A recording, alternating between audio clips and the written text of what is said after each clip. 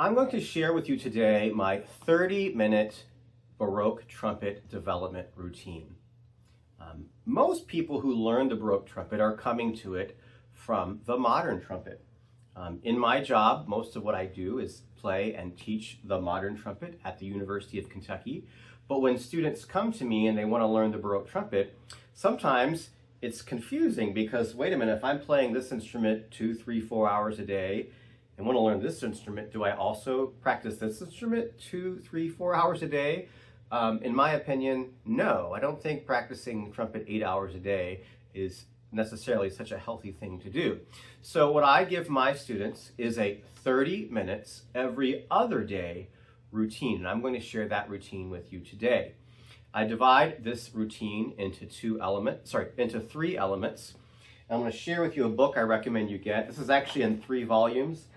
Funny enough, what I'm going to share with you is out of volume 1, which I couldn't get my hands on today, but these are volumes 2 and 3 of Ed Tarr's The Art of Baroque Trumpet Playing. Volume 2 is The Method of Ensemble Playing, and volume 3 is A Beautiful Bouquet of the Finest Fanfares. Once you make some Baroque trumpet friends, those are great books to play out of. But I would first start with getting book 1. And for the first part of the day, I would have you play out of pages 12 to 15 from the Ed Tarr Volume 1. And these exercises are developing what we call the Principale Register. The Principale Register on the Baroque trumpet is the lowest register. Interestingly, the word is like saying the principal register, the principal trumpet. The Baroque trumpet, in the Baroque trumpet ensemble, the lowest voice was the principal voice, or the leader, the musical leader, which is a contrast to today, where usually the musical leader is the highest part. If you're playing principal trumpet of an orchestra, you're probably playing the first and highest part. If you're keeping score at home, I'm playing in modern C A440. I have a recital coming up with a modern organ, which is why my horn is currently tailored for that key. So I'm going to play you exercise 1, page 12, Ed Tarr exercise in the Principale Register.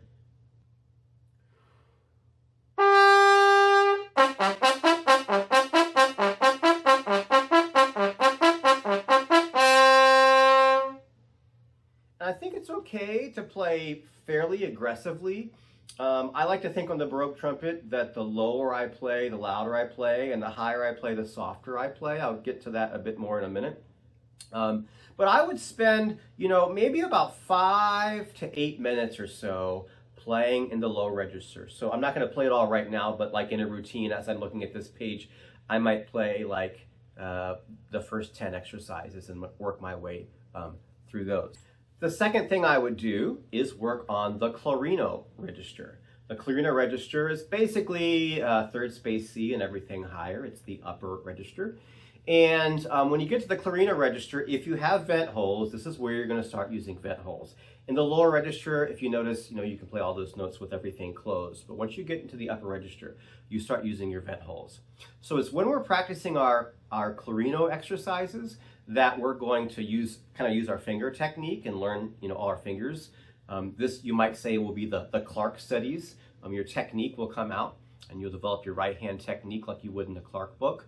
Also, in the Clarino register, when you're working out of the Ed Tarr book, is where he begins to introduce unequal articulation. I'm not going to have a lecture right now on unequal articulation. You can find a lot of resources on this online, but basically in the Clarino register, it's very common to not use the same consonant for every note. So like on modern trumpet in the Arben's book, you might say tu tu tu tu tu tu tu tu tu and work very hard at mastering an evenness from one note to the next. In the Clarino register, often we don't want that evenness, and he provides some possibilities of different articulations like ta-da, ta-da, ta-da, ta-da. And there are many treatises from this era that all unanimously say that you should be using unequal articulation for these notes. So the next section you'd practice would be maybe 5 or 10 minutes from the Clarino register. The exercise I'm going to play for you right now is on page 30. This is exercise 3-1, page 30, Ed Tarr's Art of Baroque Trumpet.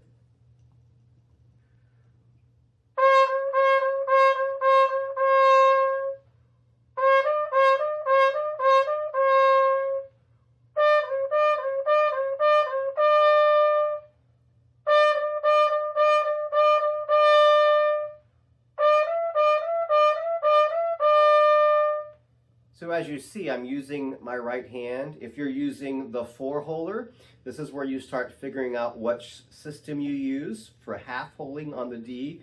I have sort of small hands, so like this gesture with the thumb doesn't work, so I tend to kind of rock with my wrists a little bit. There's also some good exercises in 6/8. I'll show you here. This is number 11 from the same book.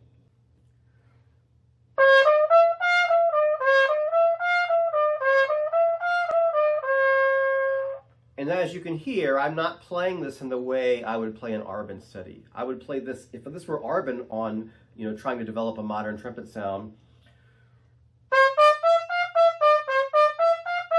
I would try to make every note sound the same, but I wouldn't be doing that on the Baroque trumpet. I'd be going ta-da, ta, ta-da, ta, and on purpose use unequal articulation. So again, pages 30 through 34 have a lot of good Clarino exercises.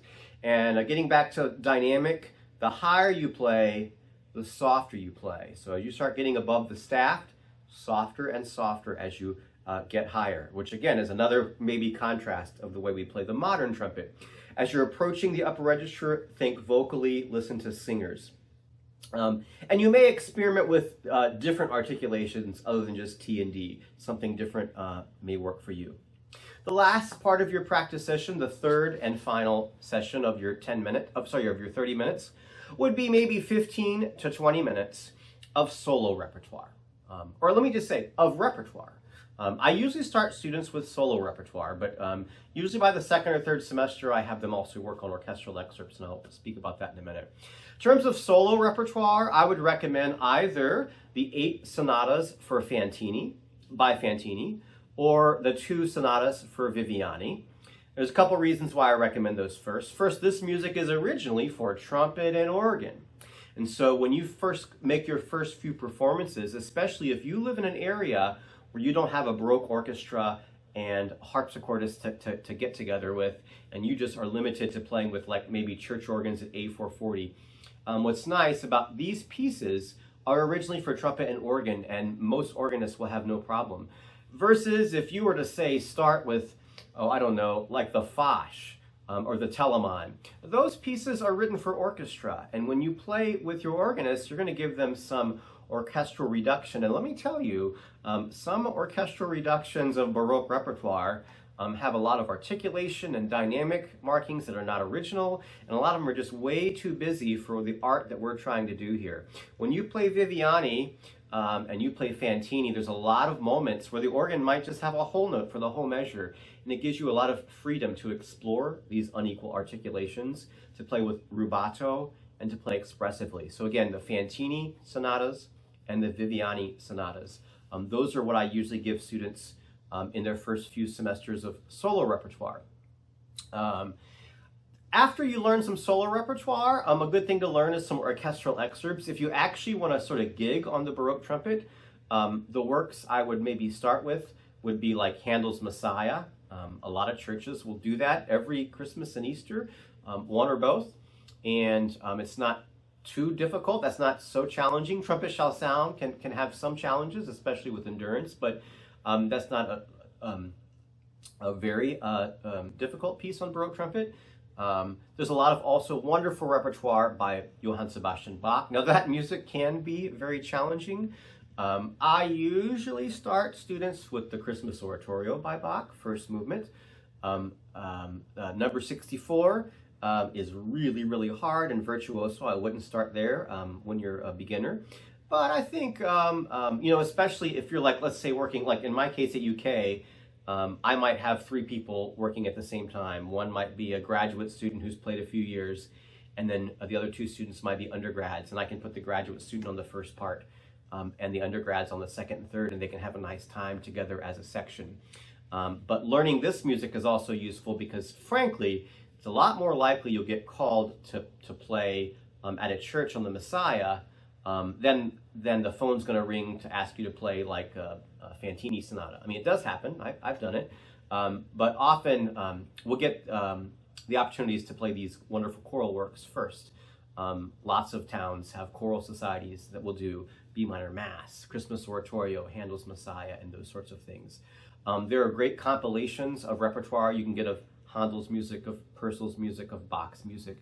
You can get these compilations. You can also find a lot of it for free online at imslp.org. But anyway, that's 30 minutes. If you practice your Principale, your Clarino, and some Repertoire for 30 minutes every other day, in my opinion, in a year or two, you can be a dependable Baroque trumpet player that can go out and play this in public and maybe even get some money doing so. So good luck and happy practicing.